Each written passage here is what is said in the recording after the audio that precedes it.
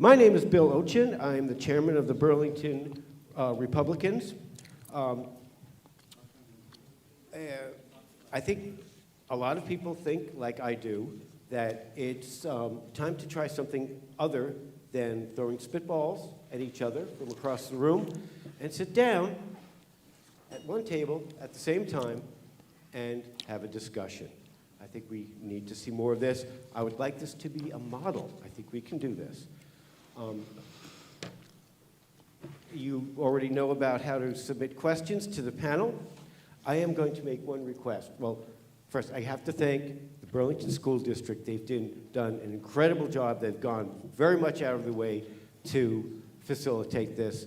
And Melanie, the principal, Melanie Alexander, has been awesome. So if you do know her or see her, yeah, tell her, no, she deserves that. Tell her thank you. On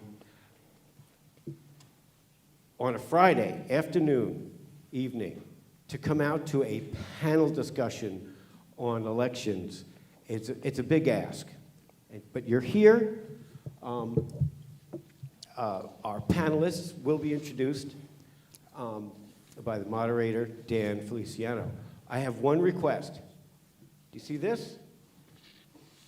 Because these people have made a sacrifice, and so have you, to come here. Off.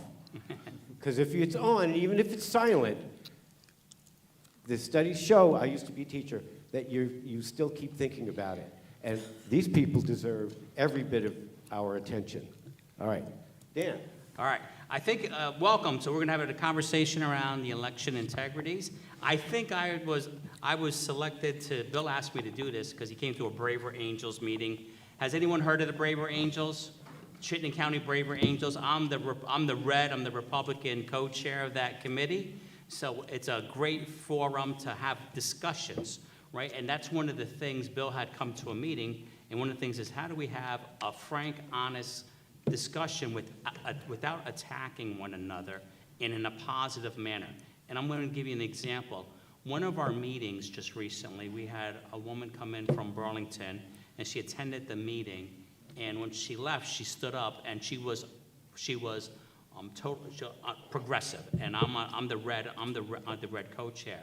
She was literally in tears, got up and gave me a hug, and said, "I feel so heard. I've been appreciated." And this is the kind of dialogue and conversation I'm looking for. I'm not looking for personal attacks. I'm looking for firsthand experiences, and we'll try to do that tonight. At the Braver Angels, one of the things we do is we try to have firsthand experience, and we never would ask you a gotcha question. Does everyone know what a gotcha question is? Like, do you still beat your wife? That kind of stuff is a gotcha question, right? As horrible as it is, right? I know them well. But we never ask gotcha questions. And I'm going to give you an example of a gotcha question, and we might go beyond that tonight, is what data did you use? Show us the data. We think that's, right now, data has become so personal, I would say, right? People are seeing things so differently. That's an example of a gotcha question. Or another example would be, I heard from, and that is like a third-party source. So we try to talk from our firsthand experiences and with honest and candor. So just imagine that. You come to a meeting, and more than once, you leave totally fulfilled, right? And emotional. People get emotional. My best friend in the Braver Angels he's an American, he lives in Burlington, but he lives in Montreal. He drives down for the meeting, and he's very progressive. And we get so excited to talk about politics with one another. And it's a great conversation. We're on two different sides of the spectrum, but we're so excited to have this conversation, and it's so respectful. I always leave learning something new. He leaves learning something new. We call each other, and it's just a positive experience. It doesn't have to be like it is today. So keep that in mind as we go forward. That's going to be one of the things, and I think that's why Bill had attended one of the meetings and asked me to moderate that, because I'm not a fan of that. And I'm on WVMT, the morning show. We just had recently some knucklehead caller call in and was going to attack Emma Mulvaney Stanek. No, we're not going to tolerate that. Bam, you're gone. we can't have those conversations. They need to be more honest, more grounded, and everyone's gonna have a different belief. Sometimes I'll turn 180 on a subject, right? And like tonight, we're gonna talk about elections and mailing out ballots, and I always vote in person, but you know what? If it was on blockchain, you get me blockchain, I'll use blockchain, right? So that's a totally different perspective, if you will. So just hold your clapping, no booing, no cheering. This is just gonna be a nice forum. You have cards to write questions down. We'll aggregate those questions, put them into groupings, and we'll put it to the panel. Does that sound fair? You guys agree to that? We'll hold off on all that cheering or jeering. That's just horrible. That's horrible, right? We want to set a better example. We're going to start by introducing our candidates, right? So we have Secretary of State. I only said yes to this because I thought she would say no. Little did I know, she goes to every event she's invited to. So we have Secretary Sarah Copeland-Hanses. Want to give us a little bit about your background? Thank you. Yeah, thank you, Dan, and thank you to Bill for doing a lot of work to set this up, and thank you to the Hunt Middle School folks for hosting us here tonight. And thank you all for coming out for what I hope is a good conversation. The Secretary of State in Vermont does 4 main duties. We oversee elections, which means we train all of the town and city clerks. We oversee the Vermont State Archives and Records, which means that we are the keepers of all the documents that you get to have access to so that you can know what your government is doing on your behalf. We license over 80,000 professionals in the state of Vermont, and through professional licensing, we make sure folks have the qualifications to do what they're doing, and if there's a complaint against someone, we investigate and even prosecute those complaints. And we register every single business in the state of Vermont. So if you own a business, an LLC, your registration annual renewal is due before the end of March. All right, well, Rob, you want to introduce yourself? Rob Roper? Thanks for that last reminder. I'm trying to think which of my 5 businesses. No problem. My name is Rob Roper. I've been involved in Vermont politics and policy for 25 years, which is kind of a scary number, looking back on it. I served as the chairman of the Vermont Republican Party for about 3 years, from 2007 to the end of 2009. I was the president of the Ethan Allen Institute for 9 years, which is Vermont's free market think tank. And currently, I write a Substack column called Behind the Lines, Rob Roper on Vermont Politics. Thanks, Rob. Ron, want to introduce yourself there? Sure. Ron Lawrence. Yep. Ron Lawrence. I'm a software engineer by profession. I'm also involved in the Republican Party. I'm the Essex Town Chair and the Vice Chair for the Chittenden County GOP. Got involved in this because I help candidates with data, voter data. So that's why I'm here. Mr. John Odom. Hi, thanks everybody for being here. Thanks everybody up here. My name's John Odom. I'm the 14-year city clerk in Montpelier. I am in that capacity a certified municipal clerk through the International Association. I'm also a certified ethical hacker, which sounds more impressive than it is, quite honestly, and it's all very academic for me. I never get to practice, but before I was clerk, I did work in the nonprofit and electoral sector doing organizing and some IT work. I'm here because I was asked, but because I said yes, because I love the topic. I think election integrity is really about 2 things. I think it's about security, and I think it's about transparency. I think you put those 2 things together, and that equals integrity. And obviously, as a certified ethical hacker, I'm a security geek, but so I love to talk about it. But really, the entire topic is it's so important, and it's so energizing, I think. So I'm really glad you all are here to participate. Well, thank you, John. So I've always had, so just a little bit, I do know a little bit about the elections process back in Jim Condo's day. I had conversations with Jim about mapping out the process. What does it look like and doing things?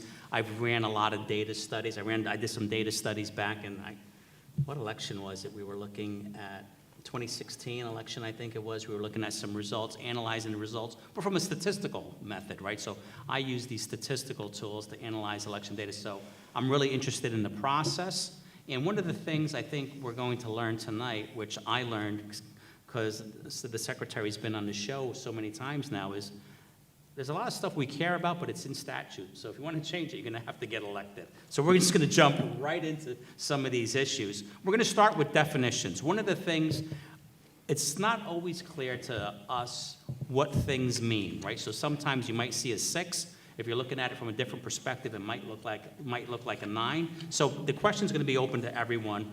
When you say election integrity, what specific outcomes are you trying to guarantee? Voter rolls, accurate counts, secure chain of custody, public trust. What does election integrity look like, and how would you define it? We'll just go right down the line. Well, I would say that election integrity is we want to be able to ensure that we have one person, one vote, and we want to make sure that we maintain the secret ballot. So we need to put systems in place where those things can be guaranteed. So election integrity to me is the count that we get at the end of the day actually reflective of the way people vote, one person, one vote, through the secret ballot. Great. Secretary? Well, he took my answer, Well, so. there you go. So, So- would you see anything differently or Yes. nuance? Yep. I think there's an important thing to add to that, and that is that in my definition, in order for us to have faith that the outcome of the election reflects the will of the people, we need as many people as we can possibly get to vote. I think we should be aiming for 100% participation so that when somebody gets 45% of the vote and someone else gets 46% of the vote, but there's still 35 or so percent that have not voted, or I guess in that case 25%, but we need to know that we are getting as many people participating as possible. And I know you all can't see this graph. Maybe the cameras can zoom in on it a little bit. This is a graph of voter turnout. And it shows that in the elections since 2012, we have gotten between 39% turnout and 72.9% turnout. So that means that in our lowest turnout election, 61% of Vermonters did not vote. How can you say you know the will of the people when a majority of them did not vote? So I think election integrity, in addition to all the things that Rob said, needs to include robust participation among eligible voters. Ron, what would you like to add to that? Well, first of all, I agree with the things that have been said so far. We really want to make sure that the result of the vote is a true reflection of our citizens and their desires. What I would add to the issue of getting more people out to vote, I fear that if there's not much confidence in the vote, that's where you wind up losing an awful lot of folks. They simply don't go out to vote because they don't feel like it makes any difference. So that's one of the things that I would add to that picture. How about you, John Odom? Well, everybody's kind of covered it here, haven't they? I would say, all the elements that folks just mentioned are part of integrity. I mentioned that I think the components of integrity already are transparency and security, but I think really the ultimate judge of voting integrity is that we, as a people, can be confident that it's being done right, that it's confident that it's been done well. It breaks my heart as an election administrator, and I know others feel that way, that so many folks these days have such, I think it's healthy to have concerns over the democratic process, but at the end of the day, we should all be proud of it. It's really, this is a fundamental piece of what makes us American. This is something that folks have died for, and we should be proud of our electoral process, and I think that's the ultimate reflection of integrity, is if we can see that pride among each other. Thanks. So, you know what, I guess I got all excited talking about this. I forgot the opening statement. So, John, you continue talking. You have 2 to 3 minutes. Just want to make an opening statement there, my friend? I think I probably just did. There you go. That's your opening statement. How about you, Ron? I actually misunderstood. I thought we were Yeah. just introducing ourselves. I do have an opening statement. Go ahead, Juan. Give us an opening statement. Let me get through it. My background is information systems and web application development. I've tried to use that experience to support candidates, and I've been looking at the voter data in that role as in that role. I do have concerns about our election systems, but rather than argue the politics, I've worked with others to look at our systems, and particularly through the lens of the data. Specifically, we've focused on the voter data as published by the Secretary of State's office, and we've looked at it over multiple election cycles. I want to be clear, though, we did not find information to prove fraud, okay? And we have absolutely no reason to question the integrity of any of our elections officers or officials. What we did find are a number of anomalies, patterns in the data that raise questions about how our system behaves. And that matters because the checklist is used to validate the ballots that are returned. And once a ballot is accepted, we can no longer distinguish good ballots from bad. So the integrity of the system depends heavily on that voter checklist. I'm hoping tonight will be a step toward restoring confidence in our election system, but confidence comes from verification, not presumption. And when we see patterns we can't independently verify or explain, the responsible next step is not dismissal, it's investigation. Thanks. Secretary? Thank you very much, and I want to thank Ron for opening up the line of communication with our office about the report. Our team did a full analysis of the report and each of the different categories of oddities and anomalies, and I think the basic answer was that none of these categories show an indication that there was anything illegal happening. And so that's why the team has invited further conversation if we want to continue to break that down a little bit, and maybe some of the conversation that we have tonight will be around the laws that are followed when our office and our town and city clerks in Vermont maintain their voter registration lists.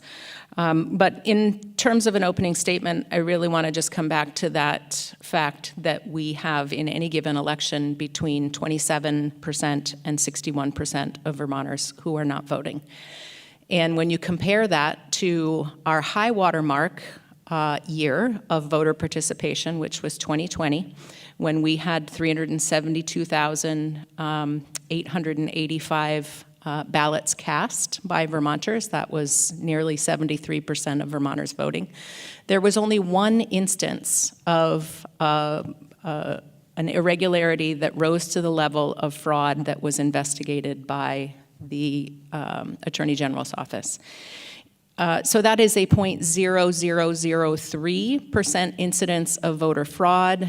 And so that 0.0003, while we don't want that ever to happen, the instance that we saw was intercepted by attentive clerks, as we often see. After any election, clerks are coming to us with their observations of oddities or anomalies that they saw, and they're following up, we're following up, we are referring to the Attorney General or to the FBI, anything that has the appearance that election fraud might have happened. But as I've said before, I think the big challenge in a democracy is not the 0.0003% of a chance that someone might fraudulently cast a ballot. It's the 30 to 60% of Vermonters who aren't voting. All right, well, I guess my turn. Go on. Yeah, we all agree that election law should make it easy to vote but hard to cheat. And we all agree that the key principles of our election laws must be able to guarantee our one person, one vote, and the secret ballot. So the questions are, where do we draw the lines and make the laws to maintain that balance? So over the past couple of decades, Vermont election laws have changed in several ways to make it more convenient to cast a ballot. 45 days of early voting, automatic opt-in registration at the DMV, self-administration of the voter's oath, and of course, the big one, moving to an absentee ballots for all, regardless of request system in 2020. We made these major policy changes to how we vote, but we did not make concurrent changes to how we secure this new voting process from potential fraud. The result of all these changes is that our voting process, from registration to casting a ballot, takes place entirely outside the supervision of any local election officials. People register not with their town clerk or their JP necessarily, but online or at the DMV. Our ballots are mailed out not by our local election officials from our districts, but from the state from a central location, and delivered not by a local election official who can ensure the ballots are given to the correct or even a valid voter, but by the U.S. Postal Service. The ballots are not filled out in a private election booth monitored by local election officials able to guarantee no outside influence is brought to bear on the voter, and the ballot is returned via mail or an anonymous drop box without any election official witnessing who returned the ballot. This entire process happens with no supervision, no chain of custody, and when election officials do enter the picture, they have no tools available, no voter ID, no signature check, nothing that enables them to verify that the ballot was filled out and returned by the voter to whom it was being credited. Now, when pressed, election officials, town and city clerks admit that with our current system, they have no way of detecting, let alone stopping, absentee ballot fraud from taking place in Vermont. In official testimony before the Vermont House and Senate Government Operations Committee in 2021, the then Director of Elections stated if someone got hold of another person's ballot, filled it out, signed their name, and mailed that ballot in, and I quote, it will be processed, and the, paraphrasing, voter for whom the ballot was intended, and paraphrasing, will be crossed off the checklist as having voted. Now consider that with roughly 500,000 ballots being mailed out to every voter on the checklist in a general election, in a high turnout election, as the Secretary pointed out, where we get 65 to 70% of the people participating, that means we are putting 150, this is in a high turnout election, 150 to 175,000 unwanted, unclaimed, and misdirected ballots just floating around out there with no supervision and a potential for mischief attached to each one. Now, granted, most of these unclaimed ballots will not be ill-used, but if just 5% of 150,000 find their way into the wrong hands, that's 7,500 votes, more than the difference in our last gubernatorial election, with over 1,500 to spare. The implications for the State House and Senate elections are even more daunting, where just a handful of votes often separates winner from losers. If we're going to give voters new tools that allow us to participate in elections more conveniently, that is great. But when we do, we also need to give election officials new tools that allow them to independently verify that these new procedures are safe, accurate, free from fraud, such as voter ID. And we have not done that yet. Thank you. Great, thank you for that. So let's just jump into this. So I'll start with you, Rob. What are the top 2 claims you believe are most important for Vermonters to understand, and what's your strongest evidence for that? Well, I think the strongest claim is we don't have any sort of verification process in place that election officials can use to verify that a vote has been cast by the one person to whom it is being attributed. You know, that goes to the one person, one vote. If I get, and this was the example that was brought up in the committee, it says, what if I get a ballot for somebody else who is, it could be my spouse, it could be my adult child, it could be the person who lived in the house before me and they, for some reason, haven't been taken off the checklist and their ballot was improperly sent to me. If I fill that out and send it in, sign their name, because I know their name because it's on the envelope that was delivered to my house, you need to give the election official some sort of tool that can say, yeah, that's really Rob. And we don't have that. And so that, did I answer your question, or did I leave part of it out? I just want to know what the top 2 or 3 claims are. Yeah. How would you address those claims, Secretary? So there is a phrase that we've probably all heard, which is that you can't prove a negative.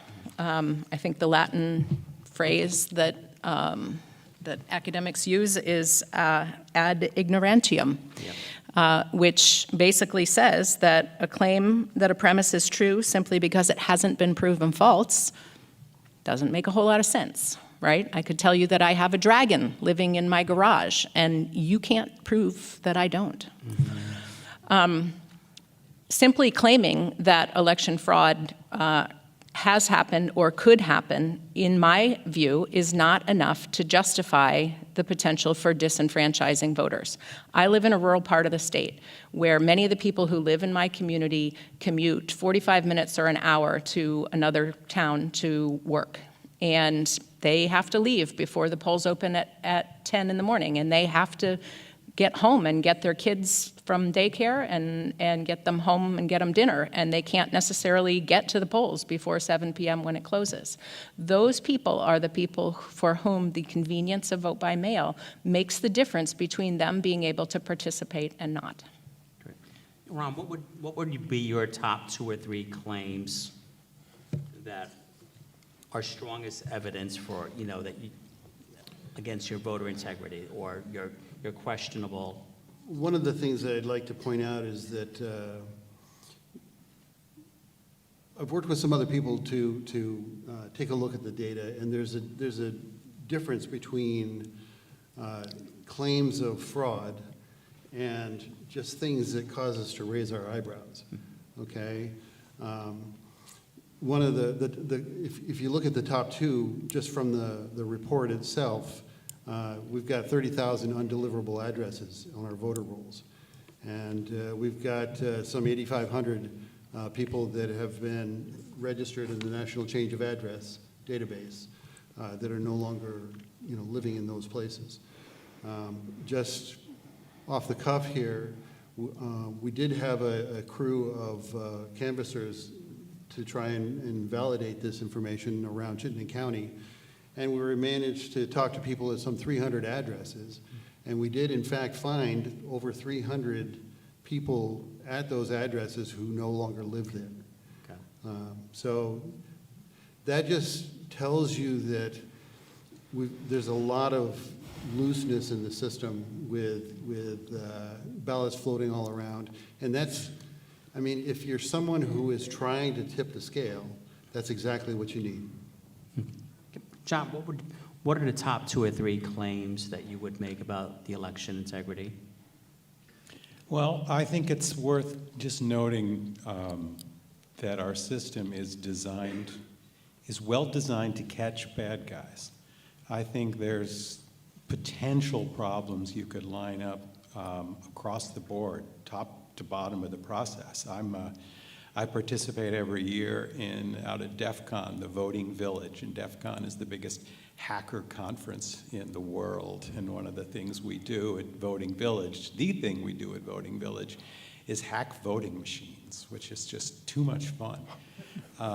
So there's certainly, there's honor system points in all of the process. There's places where things could go wrong. There's places where things could be messed with. And I don't want to, I'm not trying to make anybody feel scared about this, but it's a human process. And there's going to be places where human error can pop up, mischief maybe. And I think that's why the strength of our system is that it's there to catch error. If somebody tries to vote twice, the system's going to catch them. If somebody votes on behalf of somebody else and then that person comes in and they try to vote, well, the system's found something wrong. I've had a couple people come in, early voters, and they weren't trying to, defraud the system at all, but each of them came in to vote, and I said, you've already voted. And they're like, no, I didn't. And I went back and I got the early ballot envelopes they had and could show them their signatures, and they just forgot. So that kind of thing happens. And I think our system's strength is that it's there to catch that. And if you catch it, you can look to see if there's a systemic error going on. If there's 1 or 2 or 3 here, human error most likely, the imperfect system. If there's a lot, you've got a problem. So far, I haven't seen that there's a lot, and I do have some concerns about the study, which I just looked at recently in terms of, as someone who used to do mass mailing, how NCOA and DPV were used. They're not really used in that way. You can't necessarily, you need 2 tags, We'll 2 hit that, flags to John, come. we'll hit that later, because not everyone's aware of the Oh, study. I'm sorry. Okay. Well, I don't So, want to get yeah, into it, John. because we could go on with Yeah. that forever, but I just do have some concerns about that study, but I'm glad people are looking. Yep. I think we'll move on to the next topic here, how Vermont rolls actually work, the mechanics and the life cycle. Now, this is something that was really interesting to me because I didn't quite understand it. When the secretary came on the show, she stayed afterwards and explained it to me. So can you walk us through the voter roll life cycle in Vermont and how records are created, they're updated, they're flagged and removed? Yeah. And the statutory requirements, which I didn't understand. Yeah, everything about how municipal clerks maintain the voter registration rolls and how we support them in doing that is very strictly controlled by statute. And we train town and city clerks to follow those statutes with detailed procedures that help them understand what they can and can't do. So how is a voting record created? People can register to vote either in person at their town clerk's office or at a voter registration drive or at a naturalization ceremony. They can register to vote online through our online voter registration portal, and they can register to vote at the Department of Motor Vehicles. So those are different ways that people can get themselves on the voter registration rolls. And then there are similar state and federal laws that dictate how people can be, how they can come off the voter registration rolls. I think one of the best tools that we have to ensure that people in this universal vote by mail day and age are not voting in two different places in the same election is that state-maintained online voter registration system, because our election management system requires that when someone comes on election day to register to vote on election day, their clerk can look to see if they are registered in any other town or city in Vermont, and also whether they have already cast a ballot in that community. And in that case, they would be told, I'm sorry, you cannot. You cannot register to vote and vote here today. So that is an important part of how folks get onto the voter registration list. The way that you, as a town or city clerk, might remove someone from the voter registration list is probably something that John can talk about forever and ever. But the state and federal laws that I was referring to dictate that we don't do any mass purging of the voter registration rolls within 90 days of an upcoming election. Okay, and so in Vermont statute, it requires all of our town and city clerks to do a biennial checklist review, which means they sit down with the Board of Civil Authority in their community. That's many people who are well connected within their community. And they go through the list and identify who may have moved, who might be needing to be challenged. If someone hasn't participated in a number of elections, they might challenge them simply because they don't think that that person is still living here because they used to vote regularly and now they don't. Those biennial checklist reviews are supported by our office, and I can assure you that our elections team spent a lot of time chasing down 247 municipal clerks to get them to finish that biennial checklist review. We were able to certify that 245 communities asserted that they did the checklist review, and we're still in communications with the other two who have not yet certified. One of them, I believe, was because they had a special school bond vote in December, so they couldn't do the checklist review in September, October. John, from your perspective as a city and town, as a city clerk, what are some of the reasons that the data becomes, questionable to you, and how does that process look like at the ground level?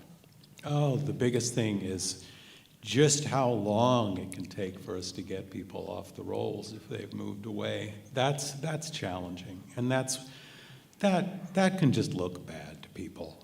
And it's, when you have a bigger town like Montpelier, and you do have the Board of Civil Authorities sit down and go over the checklist, they're not going to be as effective as they would be in a smaller town where you're going to know more people. So we really depend on that process. We depend on seeing that somebody hasn't voted in a certain amount of elections, in two general elections, which means we can begin the process of getting them off the rolls, which is a long process.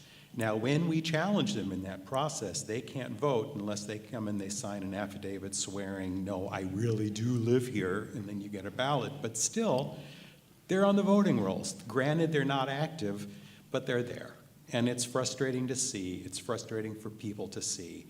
And that's, I mean, you know, there are the little things that annoy people, like that we haven't picked up that they've moved yet because they didn't let us know. Or, you know, somebody's middle initial is wrong or something like that. But really the thing that gets to people, I think, more than anything, is seeing somebody on the rolls and they can say, like, no, that person, they shouldn't be on there. And it's like, oh, wow, well, thanks for telling us, but we haven't been able to take them off yet because they haven't responded to us and told us that they're not there. But Yeah. I think that's it. Yeah, I think the point that is important for folks to remember is that once a voter goes into that challenge status, they are no longer automatically mailed a ballot. So they have to show up in person, and in that act of showing up in person, then the clerk has the opportunity to confirm that they still live here. Rob, you expressed a lot of concern about the cleaning up the rolls and things like that. How would you prioritize, and what would that look like? Yeah, and I understand why it's difficult to take people off the rolls, and I understand the frustrations. I have some of them myself in my own family with my adult kids who've both sadly moved out of Vermont and both remain on the rolls. And I finally got the challenge to stick for this last cycle at town meeting after 2 years. But that I think is a reason why it's so important to have some sort of voter ID component for these ballots, because if somebody got a hold of my daughter's ballot or my son's ballot before they were challenged, and we did get at least 2 elections where they were mailed a ballot after they had left and registered to vote in New York and registered to vote in Washington State, and they're 25 and 27 now, so they do not care about writing their clerk. They didn't listen to Dad when Dad said, here's the number, you should call the clerk. They did not listen to Dad when I forwarded but that's the other thing. I mean, the challenge letter for my son came 2 years after he'd moved to Washington State. So if it weren't us, his parents still living in the house, it would not have been forwarded, because the forwarding only lasts for, I think, a year. Well, or ballots 6 are not months. forwarded anyway. They shouldn't be forwarded. No, this was the challenge letter. Oh, okay. Not the ballot. This was the Gotcha. challenge letter. So if, let's say we had moved away and my kid's ballot showed up at the house, somebody could fill them out and send them in. And because my kids are good citizens, they have registered to vote in their new homes and do vote, they could be, that's a felony for voting twice. And they would be on record as having voted in Vermont and having voted in Washington or New York State. And even with that fact, they wouldn't call the clerk and say, take me off the list. Hey, kids are kids. Oh, yeah. Yeah. Unfortunately, my son registered to vote in Maine, and he has my same name. Now I'm getting all the text messages, people soliciting campaign donations in Maine. Ron, so what are you've expressed concerns about the ballots and roller and cleaning up the roll. What are your top 2 things there about cleaning up the rolls? Well, first of all, I'm certainly aware of the process of removing people from the rolls and the reasons behind that. I understand that. I'm actually more worried about the technology end of things. I think if you've got someone who has an interest in tipping the scales, they're going to need to do so on a pretty wide scale, okay?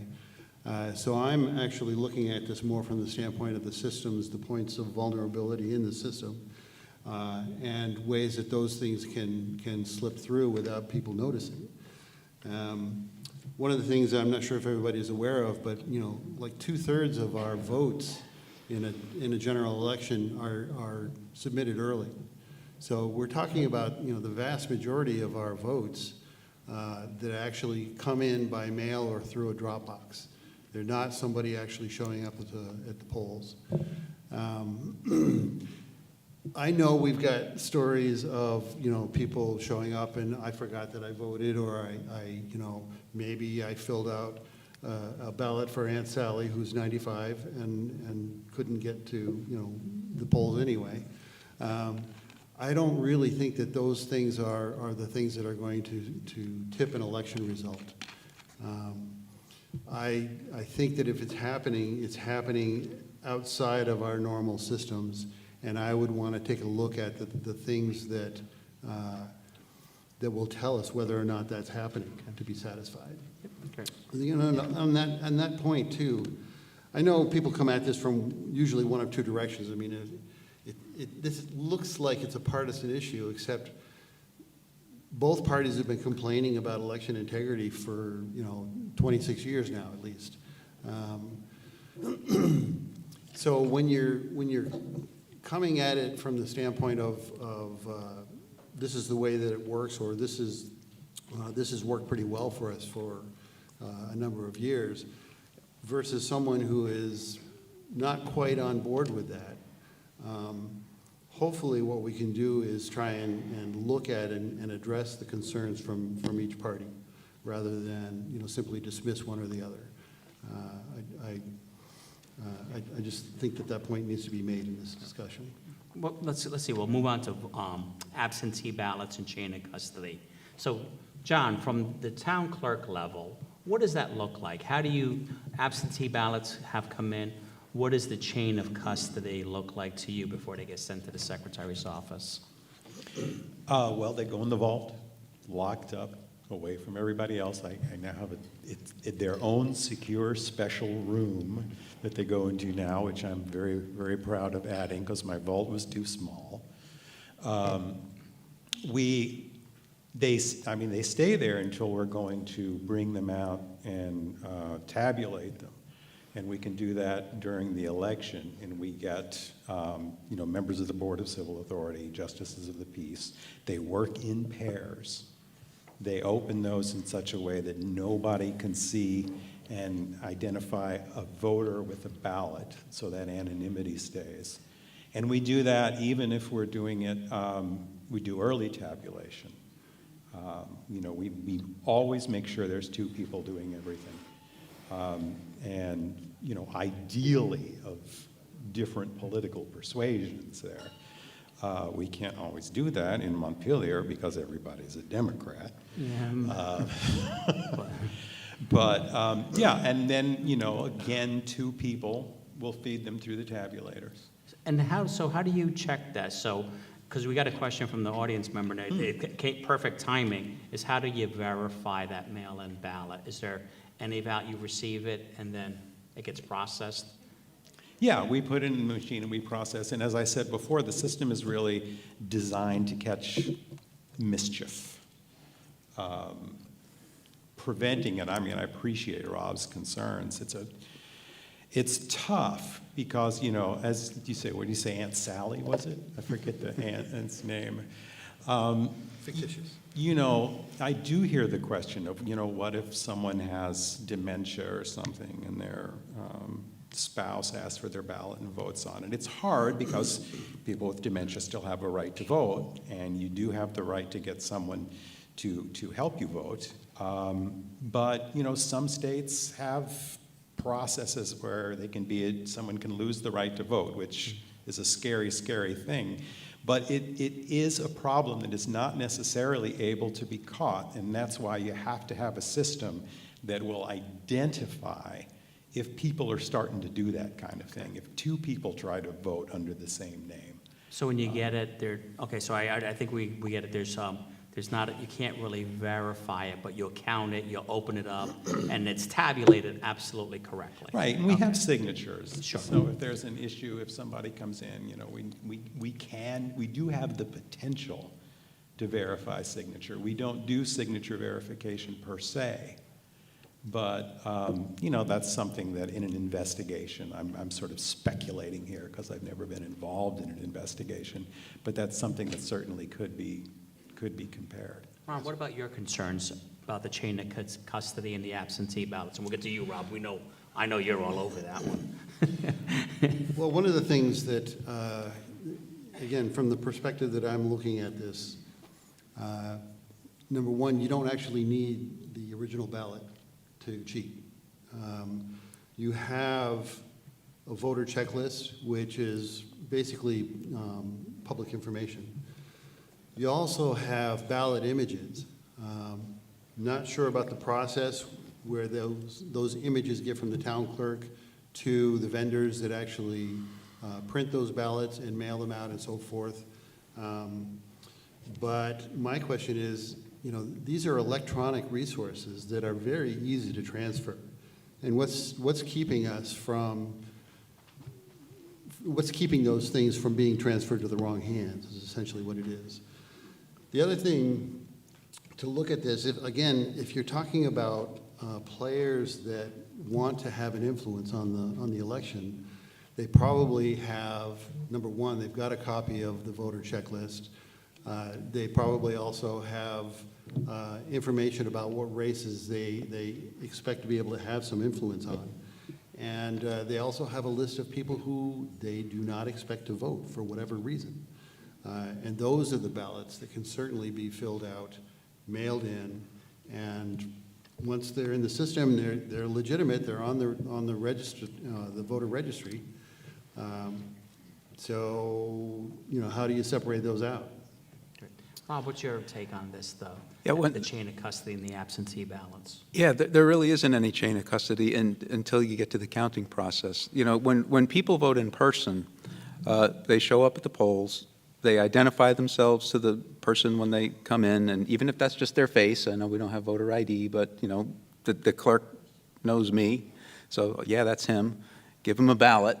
I take my ballot, and my election officials and the community members are watching me go into that booth, so they know that there's nobody looking over my shoulder telling me how to vote or twisting my ear. I fill it out. I put it in the machine, and I check out. So there's a chain of custody that you can verify that I am who I say I am, live where I say I live. I have placed my vote with no outside influence, and I've turned it in, and I voted once. That's the perfect system. Now, I do think, I don't have a problem with mail ballots or blockchain, or if we could figure out a way to make it work telepathically, I'd be for it, so long as we could have a chain of custody and it would be, verifiable. But now, it's when the ballots are mailed out, there's nobody supervising any aspect of that process until it arrives and then is counted. And interestingly, John mentioned the early counting of early ballots. If I did steal somebody's ballot and fill it out fraudulently and send it in, because we have early counting, if that's processed before the real person shows up to vote, you can't even tease that fraudulent vote out of the final count. There's no way to do that. So, and again, I'm not worried about I am worried about somebody stealing my son's ballot and my daughter's ballot or Aunt Sally's ballot, but I had a conversation with a postal worker who said, I am gathering up hundreds of ballots that are being sent to people who I know don't live there anymore. I could collect every one of these things and keep them and sell them or fill them out myself and influence the outcomes of elections. So that's the scale of this that really has me worried. Secretary, so it's coming back to you. What are the main controls that Vermont has and relies on to prevent this misdirection, duplication, and improper return of ballots? So I take exception to the notion that there is no chain of custody. The vendor who mails our general election ballots maintains possession of those ballots, keeps the ballot images under strict control and protection.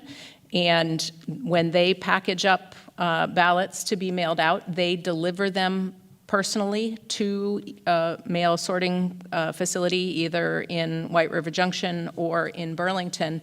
And then it is only the United States Postal Service that has access to them until they are delivered to the recipient's mailbox.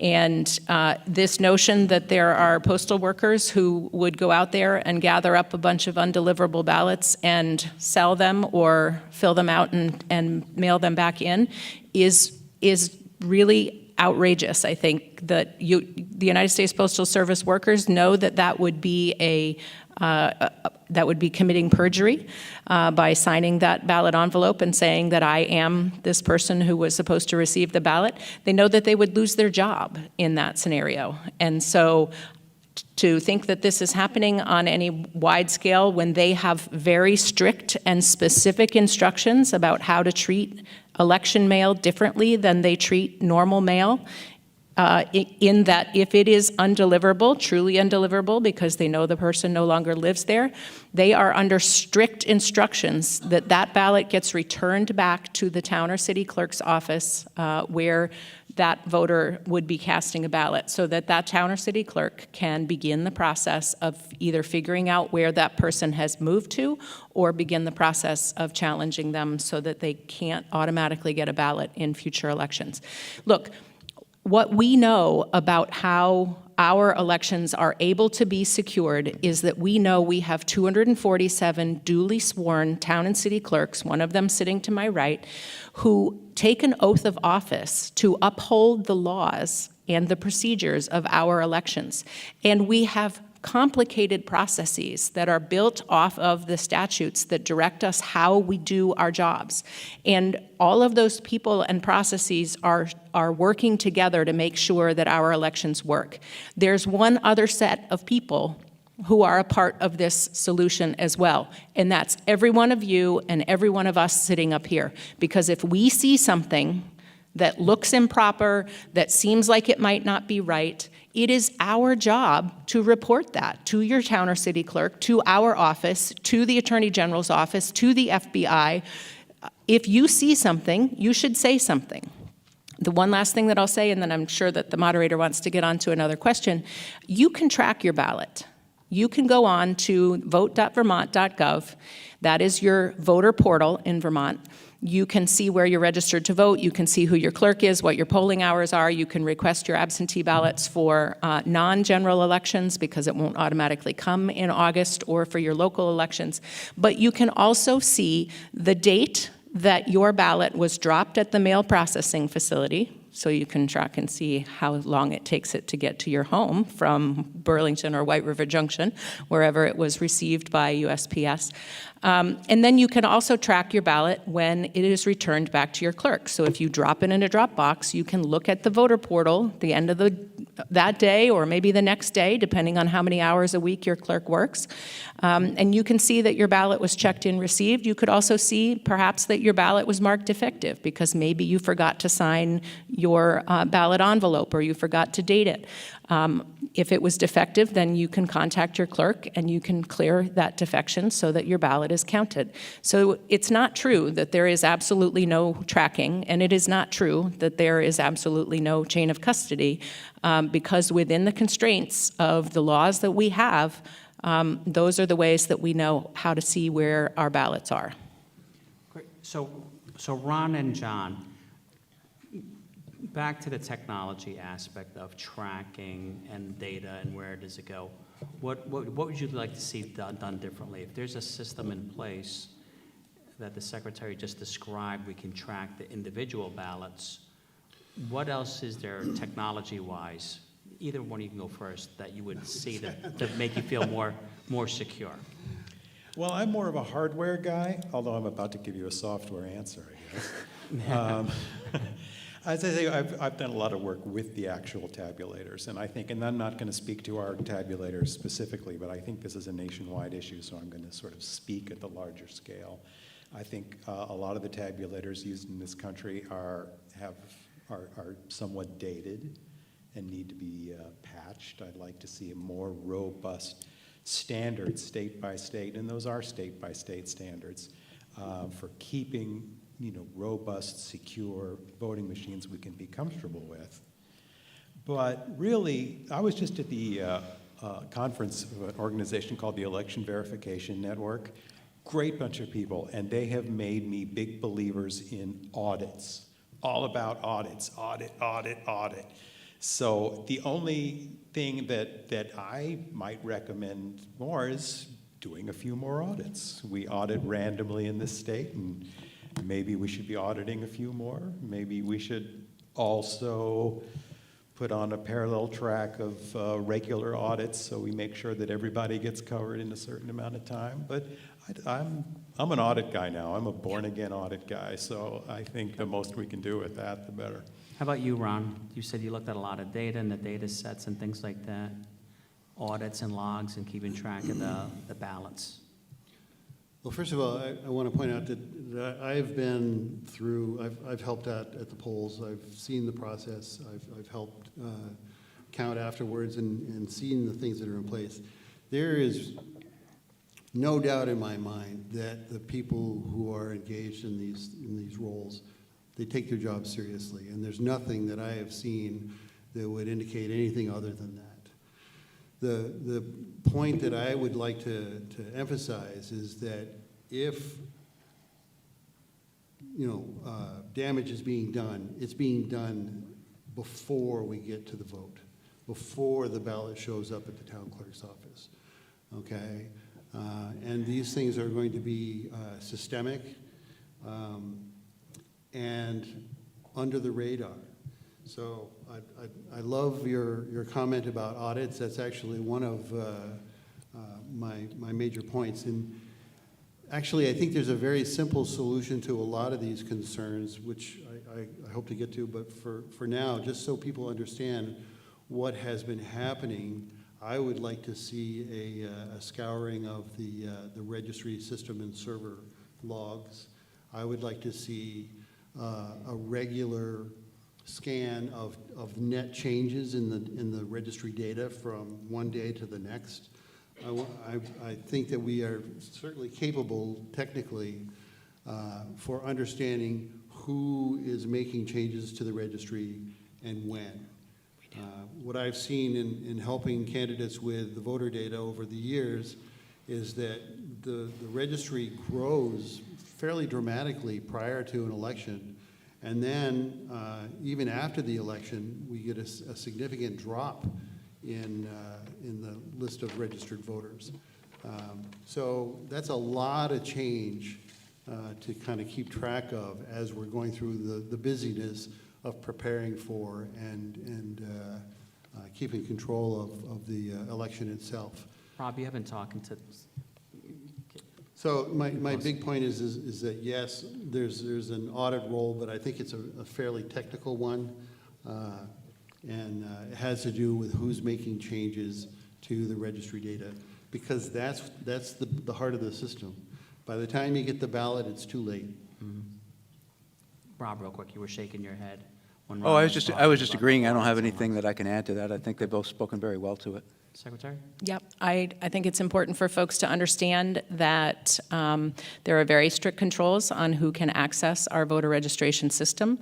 Our elections team has the ability to see the activity of adding voters or transferring a voter from one community to another and the pace that is happening. We watched that happen as communities were participating in their biennial checklist reviews, and we could see from our dashboard in real time how many voters were being moved, how many were being challenged, and we know exactly who's logged in to our voter registration system because that's part of the controls that were built into the system in order to ensure that nobody who is not authorized to have access is gaining access to that system. Can I make one more point on that? Yeah, good.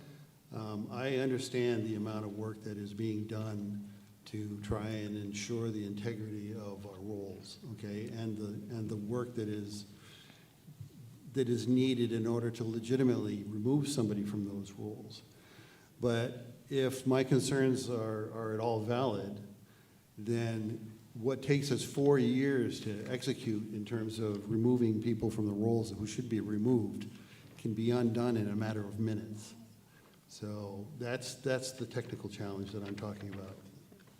So what we covered real quick so far is we talked about election integrity, we talked about the voter rolls and the process of cleaning up those voter rolls, and everyone admits that's a long process. And John, you spoke to how long that is by actually being in that seat as well. We spoke about the voting process and the absentee ballots and the chain of custody, right? There's concern about the chain of custody, but there's a vote. What was that again, Secretary? I didn't even know you can track your ballot. Oh, vote.vermont.gov. That is your voter portal where you can see exactly where your For a ballot that's is. been submitted, if you can check that. And then we were talking also about the chain of custody and the breakdowns in those chain of custodies, basically what you were talking to, Rob, where you're getting these ballots and someone could maliciously fill out those ballots, right? So, and that's possible, right? I don't think anyone disagrees, right? My son had a ballot sent to our house still, and I could have, if I had the wherewithal, I could have sent it in. So let's just grab a couple questions that the audience submitted, and let's see. This one here is, and we'll ask, this will be for everyone. Do you think only citizens should vote? We'll just go right down the line. Yes. Only citizens? It's in our Constitution.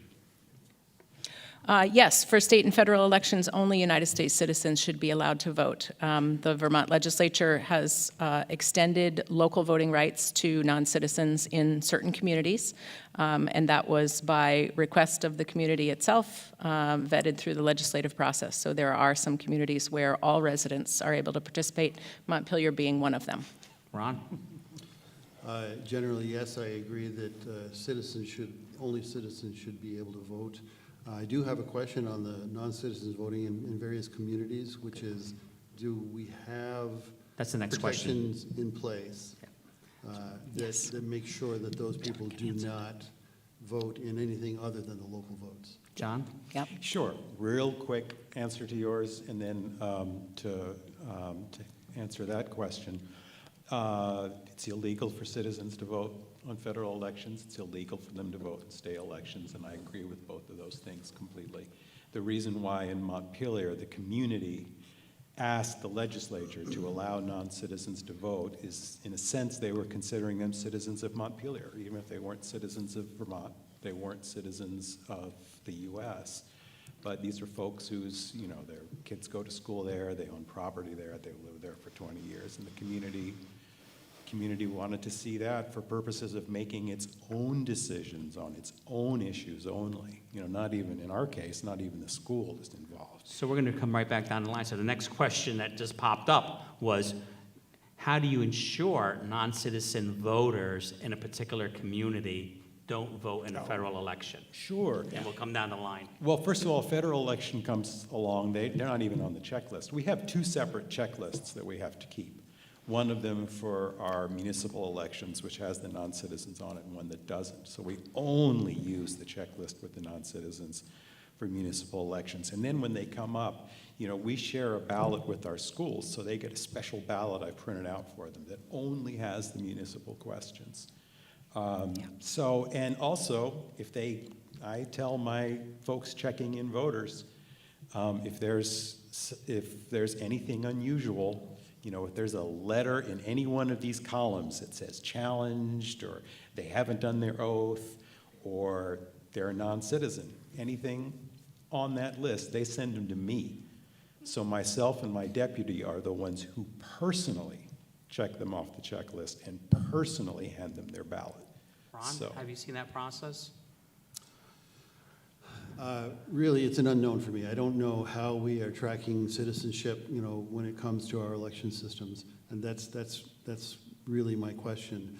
I would certainly think that local questions would be on a separate ballot.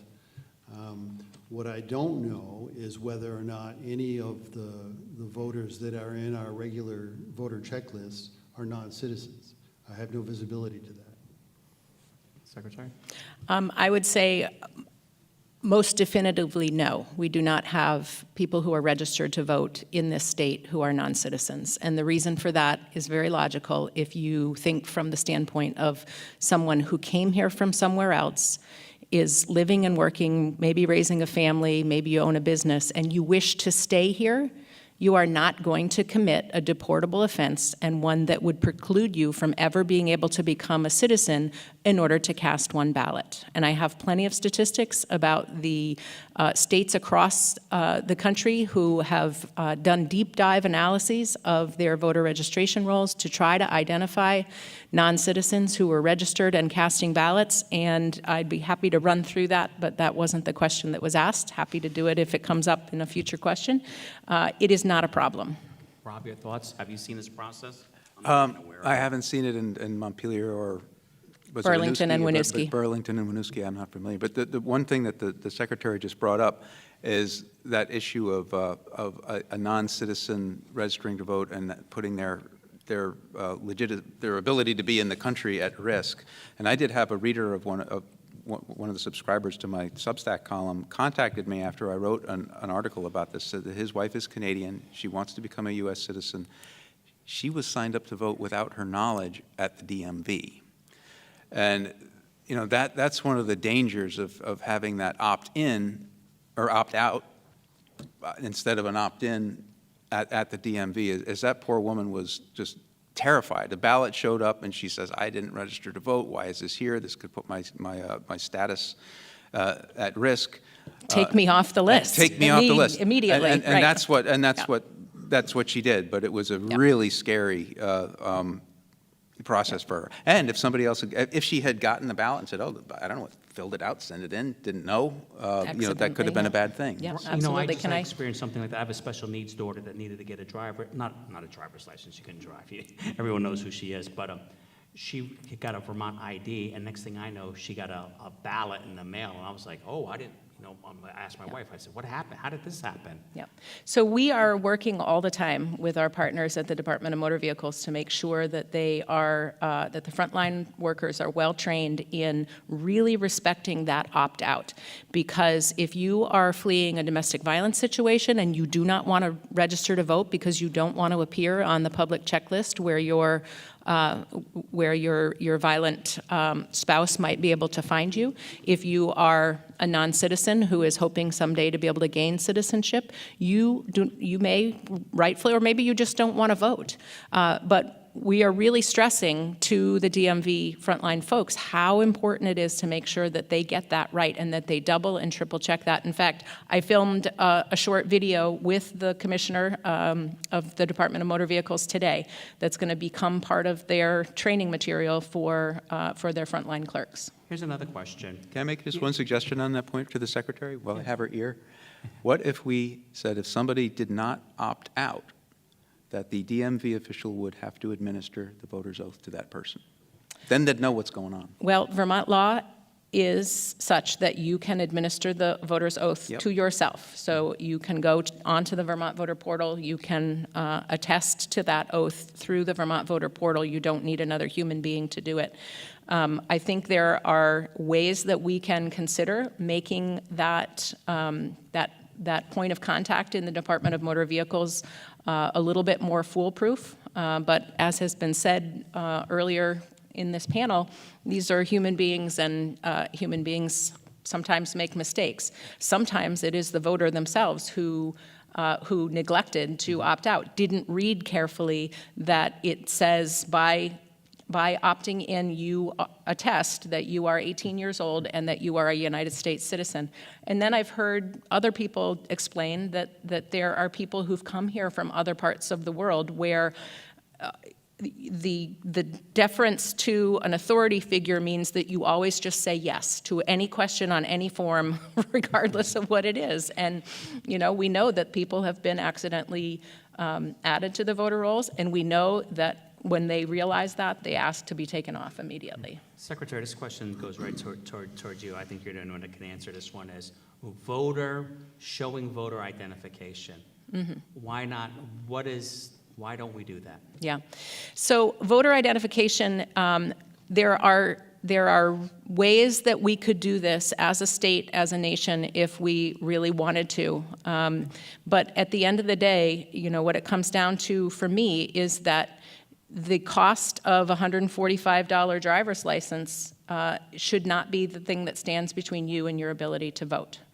And so if we want there to be an ID requirement, then it should be the responsibility of government to provide that to the voter free of charge.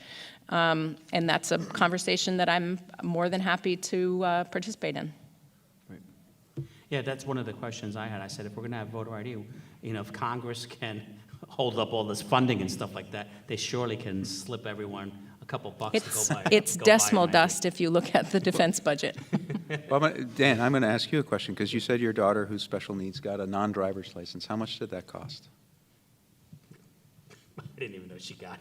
Oh, I don't even know what my electric bill is. You didn't know she got it? No, I don't know. I mean, the fact I think that it's like 30, but it's I like literally don't $30, know. and it shouldn't even be $30. I agree with you. That if we're going to have a voter ID component, it should be provided for by the government if you can't if you don't already have a driver's license, if you don't already have a passport, Social Security number, last four numbers of your Social Security, something like that. But it's really not a controversial issue.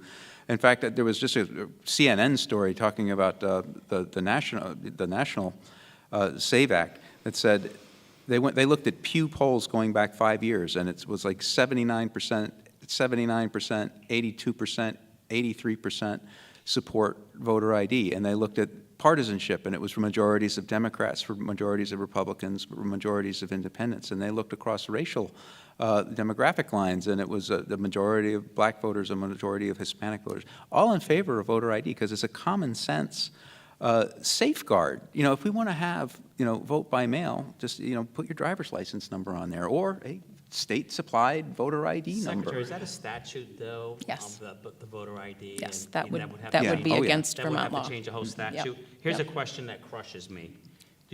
For each of you, do you each feel comfortable in our current electoral process, and if not, why? And this is just crushing to me. I've worked all over the world with governments and businesses, and this is just a terrible question to ask. Rob? Well, I've been yapping, so why don't we go to the other end? Okay, John? Yeah, go ahead, John. I do. I would probably be making myself look very bad if I said I didn't, but I very much do. I wouldn't have this job if I didn't think I had confidence in it. Do I think it could be better? Yeah. And I think, like I say, I go to DEF CON all the time, and what we are is penetration testing democracy. And I think it should be, you know. I think folks like Ron need to be looking into this stuff, even if I don't necessarily agree with your report. okay. Sorry. Well, But that's part of what makes it good, is that we're all paying attention. We're all engaged. We're all participating. Sometimes that means asking questions. It's vital that we ask questions. But I feel very strongly that, you know, you look at the numbers of fraud. They're very, very low. I think right now, if anything, if you're going to balance off access to the polls versus security, and that is your balance. You know, you add more security and you block more people from voting. You open the door to more people to vote. You maybe a few more fraudsters get in. I think with the fraud numbers so small, right now it's really skewed the other way. We really don't have enough of our eligible voters coming out to vote. And if that balance starts to skew the other way demonstrably, then you're going to have people like me. You'll have me, but everyone else in my position being the first ones coming up to say, look, the balance is skewed the other way now. Let's tighten, go in this direction, and Thanks. bring it back over more here. And right now, I'm just comfortable that we've got a good system and we've got the right priorities. Ron, how about yourself? First of all, I don't think I would be here if I was comfortable with the election system. So that's why this panel discussion is so interesting. One of the things about the report that we put together, by the way, it was Brian Christie and I that did most of the work on that report. We got some help from Cause of America, particularly where it relates to data from other states. One of the things that you can say you can agree or disagree with that report, but what we've done is we've tried to highlight the anomalies that we found, and we think those numbers are significant. Anybody who looks at a system and sees those kinds of numbers would probably raise an eyebrow. And collectively, they represent roughly 14% of our registered voters. That list is not complete by any means. Okay, so the point is that there's a bunch of stuff there, and what I've provided as part of that report is all of the queries that I use to derive the answers. Okay. So anybody, not just me, anybody can go in, and if you've got access to the data, then you can verify those results. And if you find something different, I'd love to hear about it. Yeah. Secretary, you're comfortable with the system? I really want I to hope so. respond to what he just said, but I'm going to answer the question instead, because, as I said at the beginning of this event, my team reviewed all of the categories of anomalies that were highlighted in the report and found that there was nothing about those anomalies that appears to be outside of legal procedures. So on, am I comfortable with the system that we have? I am absolutely 100% comfortable with the people and the processes that are in place right now and the dedication of the 247 municipal clerks who are just militant about following the procedures, following the laws that we have. The level at which I'm not comfortable is when we come to an election where 30, 40, 50, or 60% of Vermonters aren't participating. And that's why a lot of the focus of our office is about voter education and voter engagement, so that you know you can go to the voter portal and find out where you're registered and take the voter's oath if you haven't, or transfer your registration to the new community that you live in. But this year we will also be doing a universal voter guide for the general election, so that when your ballot comes to you in late September, early October, you will also get a voter guide that has all of the candidates and issues that are on your ballot in the order that they're on your ballot, so that you can spend the 30 to 45 days that you have with your ballot reaching out to those candidates and telling them what you think is important. Maybe something you heard tonight you think is important, and you want to reach out to your House or Senate candidates and ask them that question when they're running for office this year. I hope that with Empowering Voters, we will be able to make it possible for more Vermonters to participate in our election, so that when we get closer to 100%, we know what the will of the people is. Rob? Well, I vote every chance I get, so I guess I have enough confidence in the system to participate in it all the time. But I really do think we need to do better. I really do think we need to do better, particularly when it comes down to our state house and Senate elections, because the story that I always tell is my friend, and you served with him, David Ainsworth, lost his seat in 2010 to another person you served with, Sarah Buxton, by one vote in 2010. And in 2016, David Ainsworth won the seat back from Sarah Buxton by one vote. So Yeah. every vote counts in our elections. Don't let anybody tell you that your vote doesn't matter, because in Vermont elections, they always do. But, one thing that you said at the beginning, Madam Secretary, was that I can't, if you tell me there's a dragon in your garage, I can't prove that there's not. But I can if you give me the tools to look inside your garage, and I can tell you that there's not a dragon in there. Or maybe I'll tell you that there is a dragon in there if you put a camera or let me go in the door. And that's where my confidence level would rise, is if we had those mechanisms in place, that something to give those, because I agree with everybody saying that the town clerks and election officials are they're spot on, doing their job, they take it very seriously. But we need to give them a tool. So when that absentee ballot comes in, they can look on it and say, yeah, that's Rob's signature, though I don't like signature check. I think it's weird. Or that's Rob's driver's license number, or yes, he's included a picture of himself on his ID, or something. So those election officials have that tool to say, yeah, that's right. That's the one person who's voted one time. So there's another question here. Does the potential of disenfranchisement outweigh the potential of voter fraud?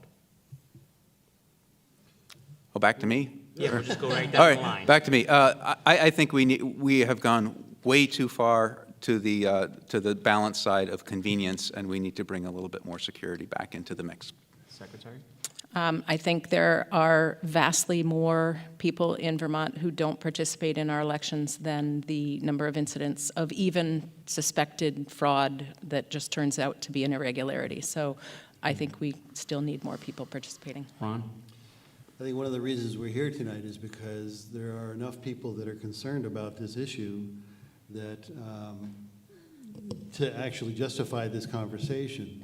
I believe that not having trust in the system is just as disenfranchising as making it difficult to get your vote in. John? Well, I agree with that, but I think a big part of having trust in the system is trust in the idea that our candidates are truly the candidates that are the choice, the preference of the majority of voters. And because that is so important, I think that's the most fundamental point of confidence. I think we're skewed way over on the wrong side. I think we need more people voting. I think the more people we get voting, the more we have to be asking these questions and keep our eyes open. But right now, I think that's, as I did with the balance there, we need more people voting. Here's a great question. We're going to start with you, John, over there. So the same-day voter registration, how do we ensure and validate that ballot? And can it be how do you correct it if it's a invalid ballot? Since you're right there, same-day registration, person comes in, registers to vote, does their thingy.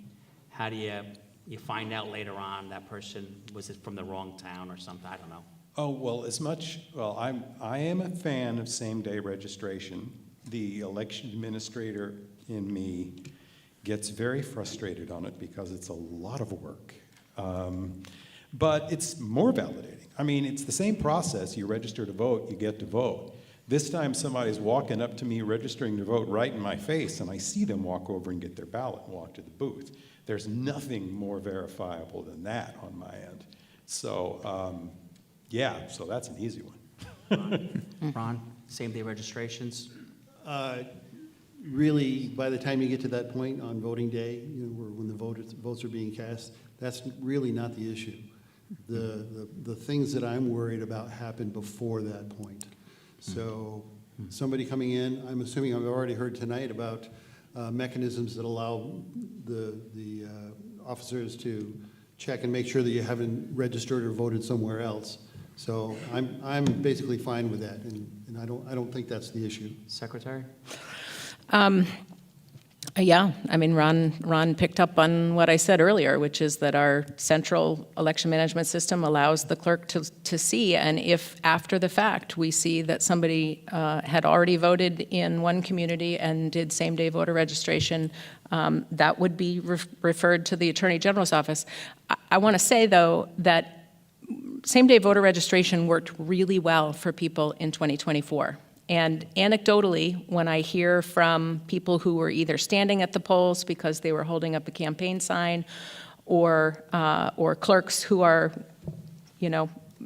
largely reluctant to talk anything having to do with partisan politics, anecdotally, same-day voter registration really benefited the change in makeup of our House and Senate, because a lot of candidates and even some clerks admit that they see people who tend to vote right, who hadn't been registered, who came and registered and voted on that day. Rob? I think John makes a really good point when he says that if you're voting same day or registering same day, you're voting in person.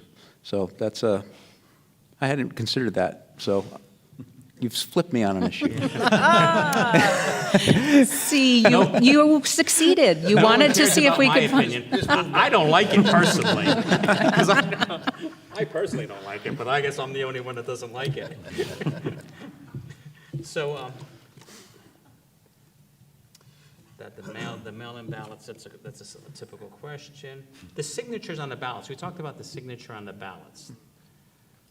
Should we require having signatures on the ballots? And I'll just give you a quick take on mine. My dad, 90 years old, his signature changed quite a bit. Yeah. His ballot got rejected because he lives in New York, and then he couldn't make it back to fix it. Right. To fix the ballot. So what's your thoughts about same day? The signature, excuse me. So let's be clear that we should be talking about signatures on the ballot envelope, because if you sign your ballot will be discarded, because anything that is identifying the voter can't be considered a legal ballot. Signature matching is challenging for a lot of reasons, not the least of which is your signature looks different if you sign it standing up versus on the dashboard of your car as you're about to run it into the clerk's office, versus if if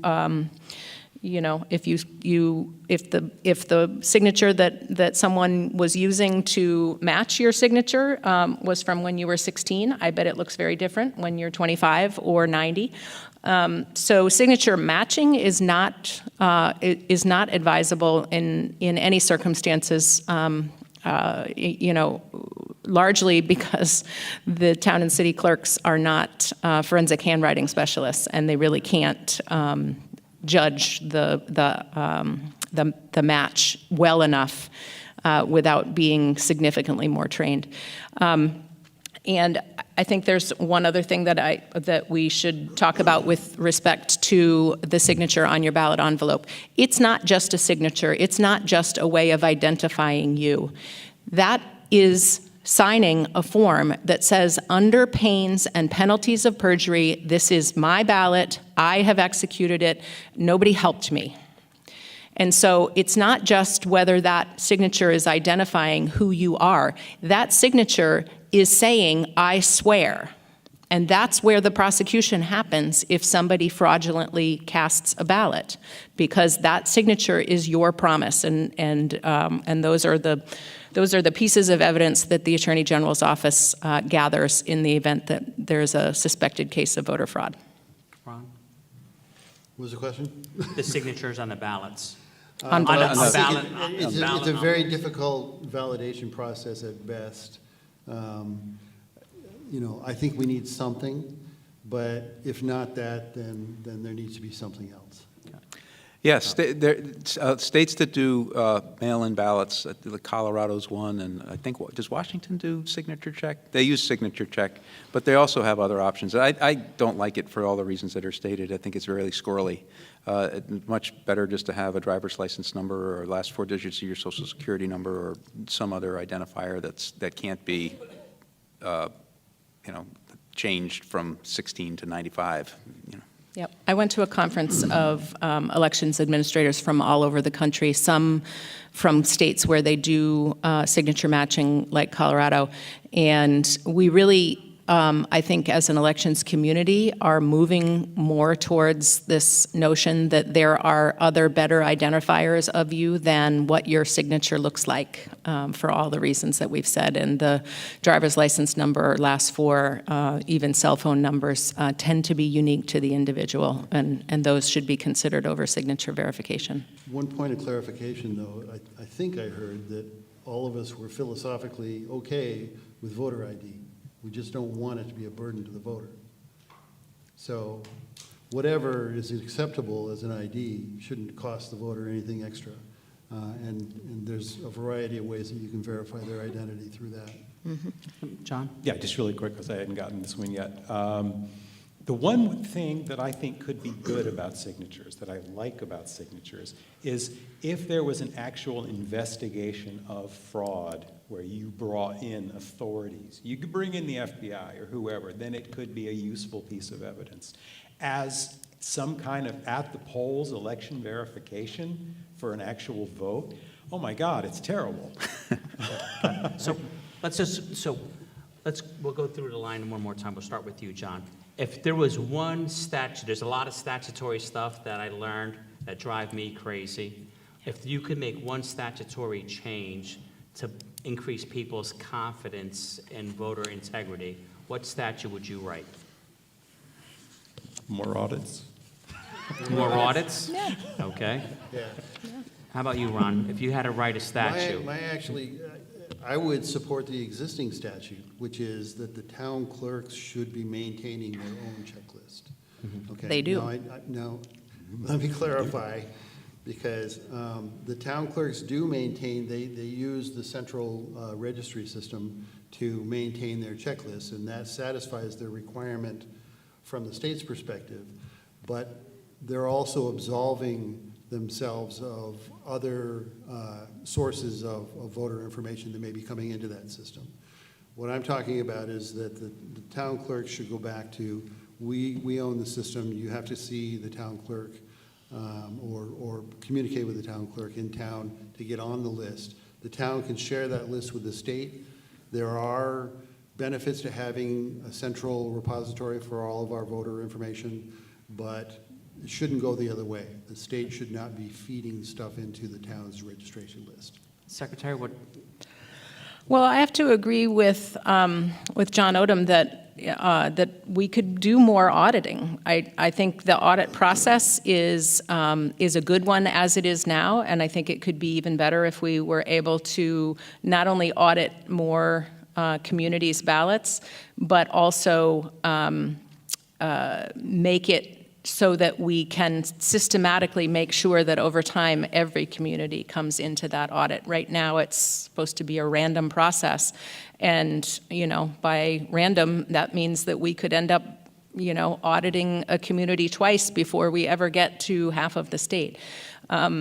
The audits, I want you all to know, though, the audits that we do, according to statute, they happen in December of election years. They are live streamed. They are open to the public. You can come. We hold them in the House chamber at the State House so that anybody who wants to watch the process can.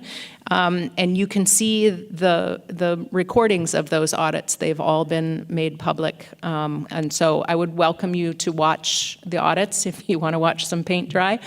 But, if you just want the spoiler alert of like what happened at the audits are generally confirming exactly what the community who voted and counted those ballots saw, with the exception of a couple of instances of human error.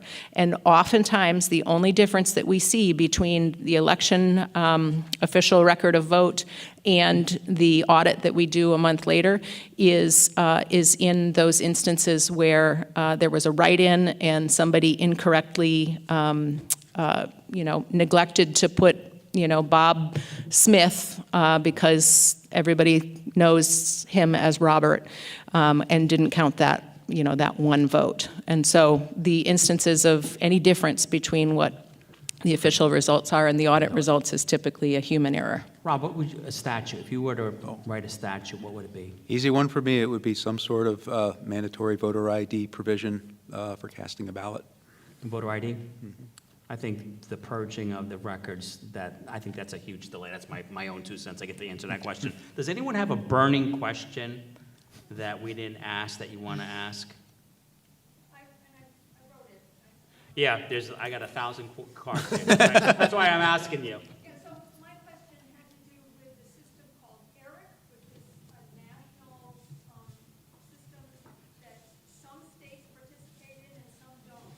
Yep. And I just would like some feedback about why those states that are not participating aren't, and whether, wouldn't it be better if everyone was part of it? Yes, Are you that's a familiar? great question. So Eric's, So the question is about an ERIC database. I'm not sure what that is. yeah. And you're going to answer a question I don't even know what you're answering. Yeah. So what is it? It is the electronic registration information consortium. I believe it's a consortium.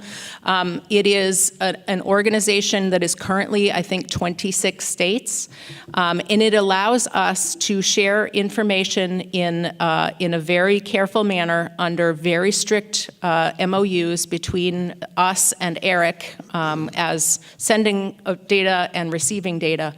And what it allows us to do is it allows us to get access to records from those 25 other states for people who have moved into that state and have newly registered to vote, people who have died in that state, so that we can check to see if a Vermonter dies in Arizona and it doesn't appear on our Department of Health death record. We could see that it did appear on another state's death record. It allows us to share information from our end about who has moved here so that other states can begin the process of removing people from their voter rolls. That kind of information sharing is essential for making sure that our voter registration lists are as accurate as they can be.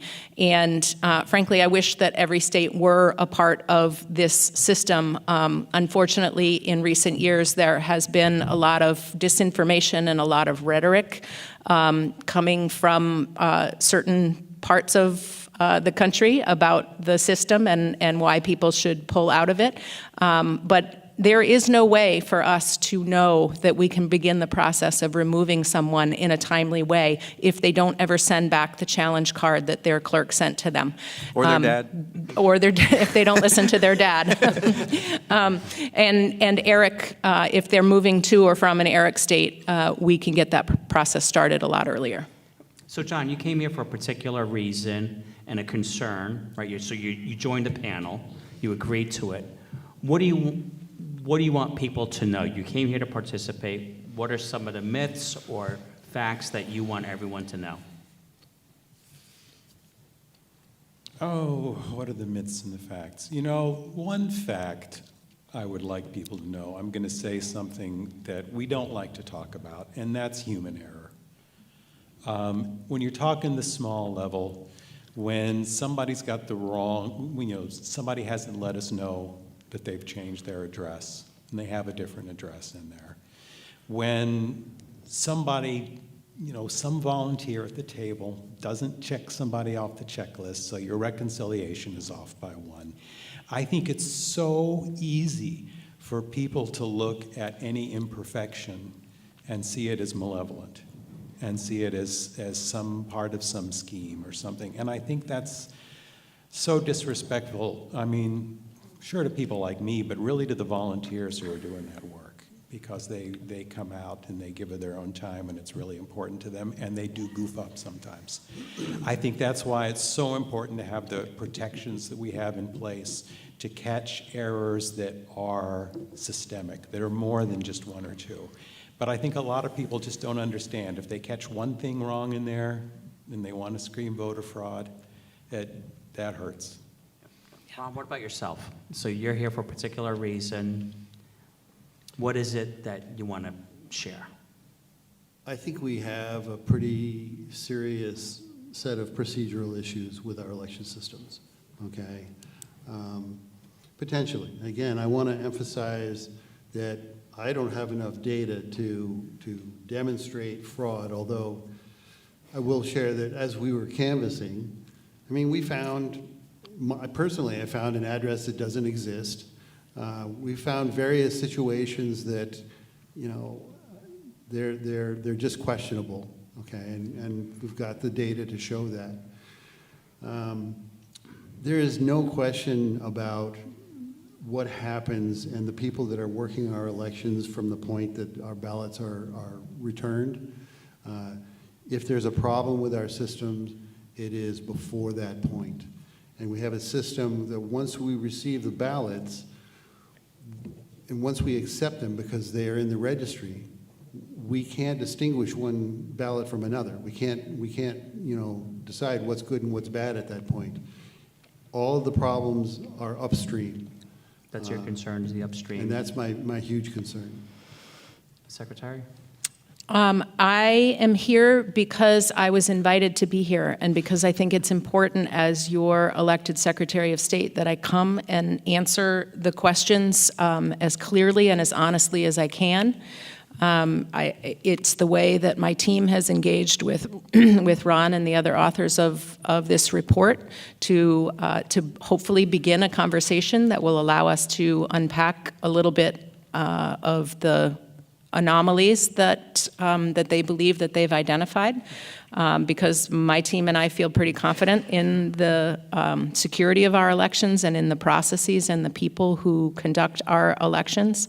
And it was important to me to be here and give you all an opportunity to, to ask questions in here. And so I want to say thank you for coming out tonight. Rob?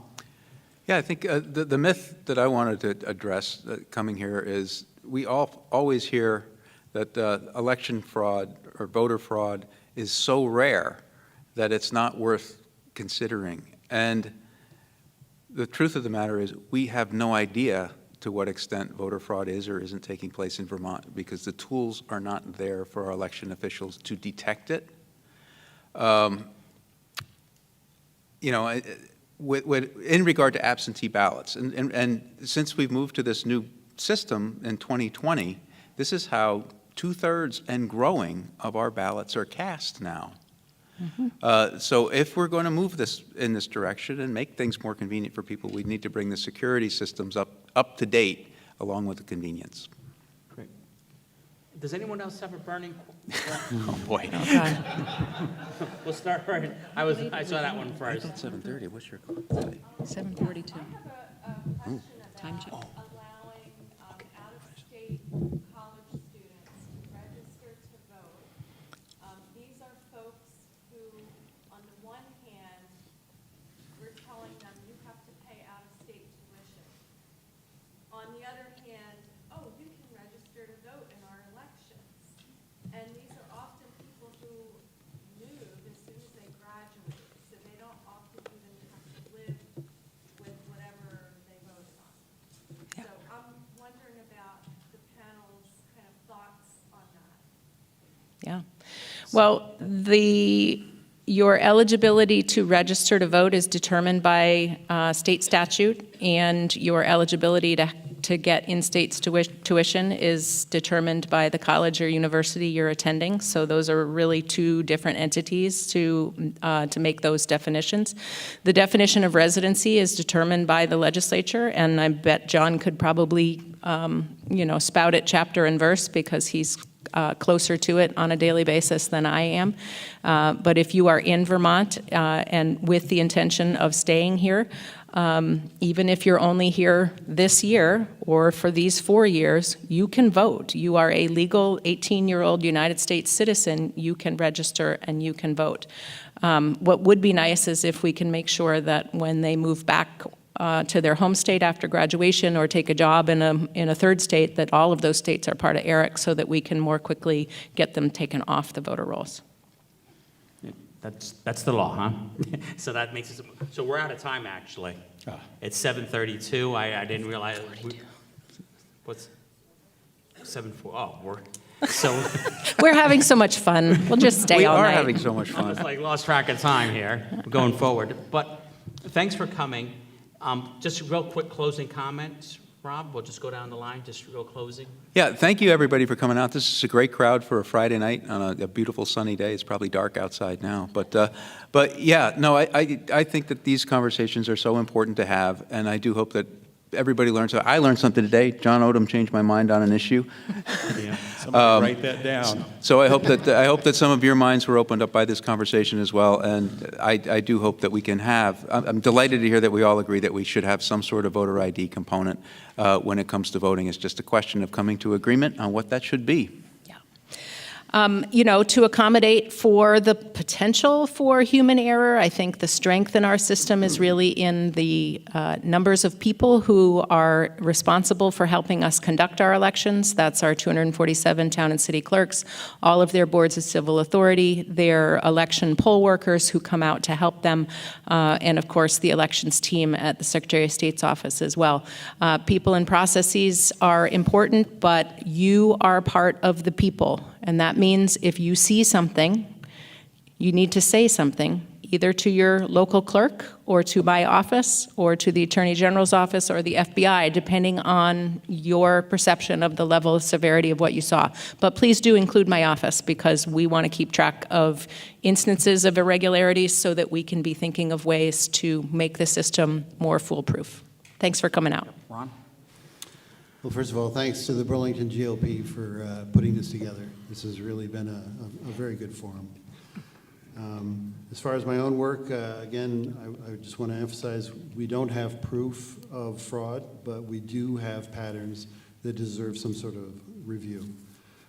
We have a system where once the ballot is accepted, it can't be separated out. And so the entire system depends on the voter checklist. If there are problems with the checklist, that matters. And these concerns deserve to be investigated, but the solution is straightforward. Put control of the voter checklist back into the hands of the towns. They have control. And towns can share with the state, but not the other way around. These are things that we should be addressed. We should be able to address constructively, and the confidence in our election system really comes from verification. It doesn't come from a presumption that this is the way things ought to work.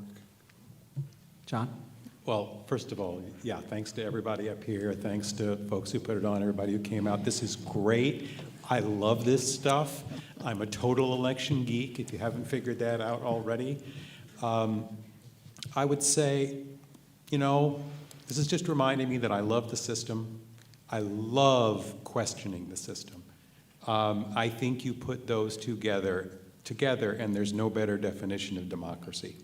And yeah, so thanks for having me. Yep. So thank you, everyone. We'll be around for some questions. Just in closing, I hope we continue this conversation. I'll tell you, I'm distraught by people's concerns and overtly discussing fraud and not having a conversation to resolve these issues. I've worked all over the world. I still think this is the greatest country in the world, and I think we need to have more faith in our elections, and we can't do that if we're poking each other and having private conversations behind the wall. So welcome, thank you for coming out, and have a great one. Nice job. Thank you. Thank you for coming and doing Great. this. Thank you. You will. Sir? Great job. Thanks, John. That was well done. I forgot you were. I mean, we could have gone on all night. Oh, yeah, I was I like, mean,